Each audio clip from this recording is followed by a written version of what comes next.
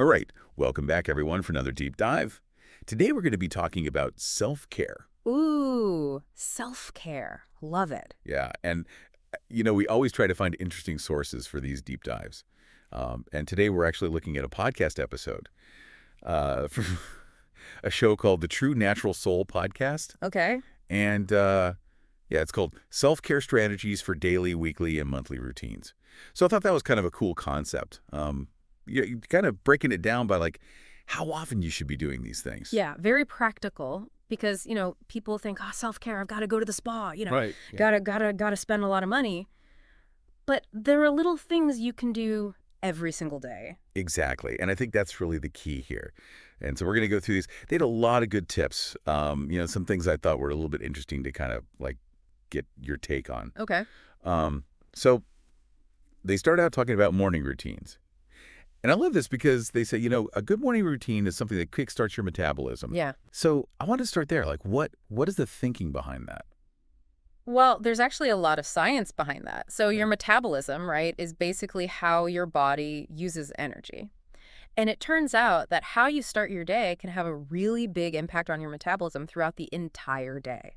So if you imagine, consistently waking up at a certain time, you're training your body to kind of get into that rhythm, Okay. right? Hydrating first thing in the morning, getting some nutrients in your body, all of those things, it sends a signal to your body that, hey, it's time to wake up. It's time to start using energy. Okay. So it's really like setting the tone for the whole day. Yeah, exactly. It's like setting your internal clock. Yeah, that makes a lot of sense. I know, like for me, I definitely notice a difference when I skip breakfast. Yeah. Like my energy levels just crash mid-morning. Exactly. So, okay, Yeah. that makes a lot of sense. Yeah. Another thing they talk about is, of course, hydration, which I feel like we hear all the time. Drink more water. Right. But they mentioned this study, and I had no idea about this, that even mild dehydration can really impact your brain function. Oh, absolutely. I mean, think about it. Your brain is mostly water, right? Yeah. So when you're dehydrated, your brain's not going to function optimally. Yeah, I thought that was really interesting. Yeah. I knew, like, obviously it's good for your body and your skin and all that, but I didn't realize how much it affected, like, just your thinking. It affects your mood. It affects your focus. It affects your memory. Wow. Yeah. Okay, so maybe I need to drink even more water than I thought I did. Probably. Okay, and then the last thing in terms of their daily self-care tips was mindfulness. And this is something, that I've tried to incorporate. I'll be honest, I'm not great at meditation. Right.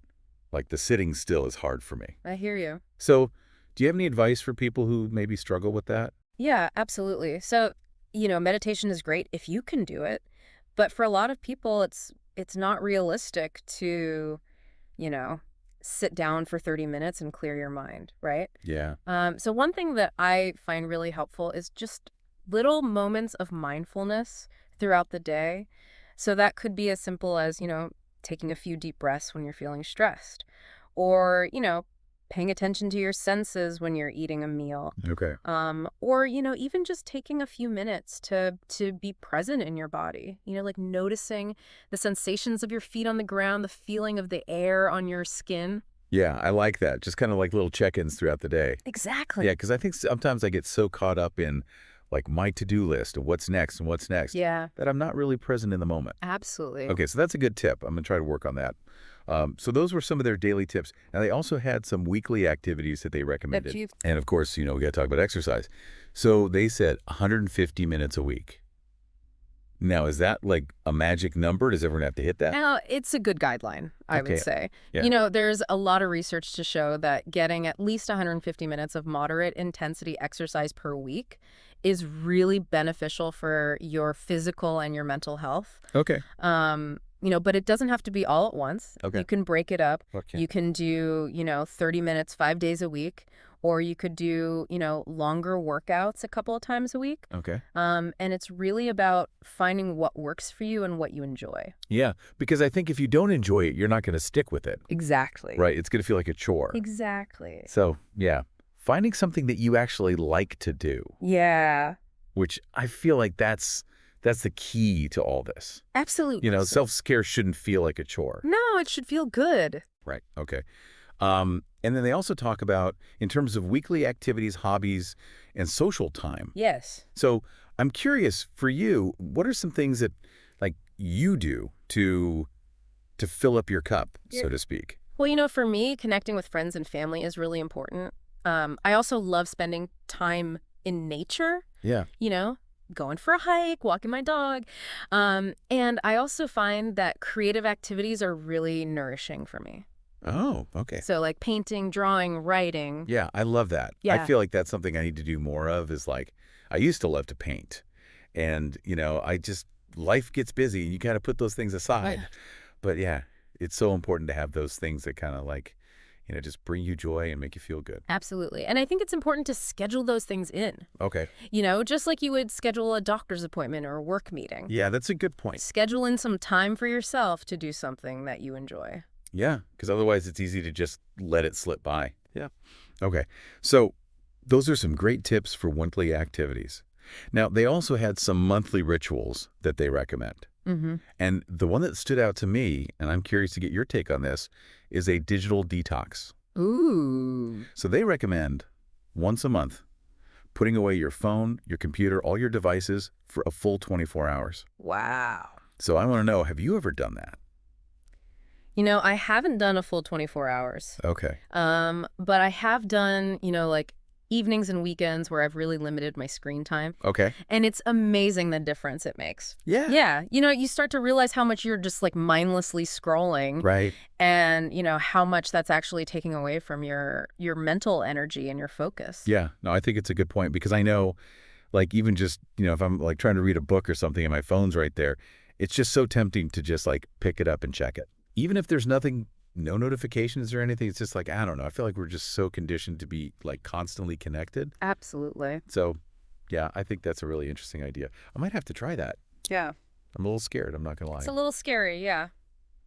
But I think it could be really beneficial. Yeah, I think it's good to challenge yourself. Yeah. Okay. And then some other things that they mentioned in terms of monthly rituals, setting monthly goals. Yeah. Which I think that's a great idea. Kind of like at the beginning of each month, just taking some time to think about, okay, what do I want to accomplish this month? Absolutely. Yeah, I love setting intentions. Yeah. And kind of checking in with yourself. Right. To see, what are your priorities right now? Yeah. What do you want to focus on? Okay. And then, I love this, they said you should also have like a monthly pamper day. Ooh. Yes. Now, that sounds like a good ritual to me. Yeah. Yeah. It doesn't have to be anything fancy, but just, taking some time for yourself to relax and recharge. Yeah. Okay. So we've talked about a lot of different self-care ideas here. Mm. And I think, one of the things that really resonated with me from this podcast episode was that it's really about finding what works for you. Absolutely. It's not a one-size-fits-all thing. No. There's no right or wrong way to do self-care. Yeah. Okay. So any final tips for our listeners on how they can kind of like figure out what their own self-care routine should look like? Yeah, I would say start by just paying attention to how you're feeling, Okay. Throughout the day, throughout the week. What are the things that make you feel good? Okay. What are the things that make you feel drained? Okay. And then start to experiment with different activities and see what works for you. Okay. And don't be afraid to adjust as you go along. Yeah, that's a good point. Because I think sometimes we can get stuck in like, oh, this is what I'm supposed to do, or this is what works for other people. Right. But really, it's about what works for you. Exactly. Yeah. Okay. Great. Well, I think that's a great place to leave it.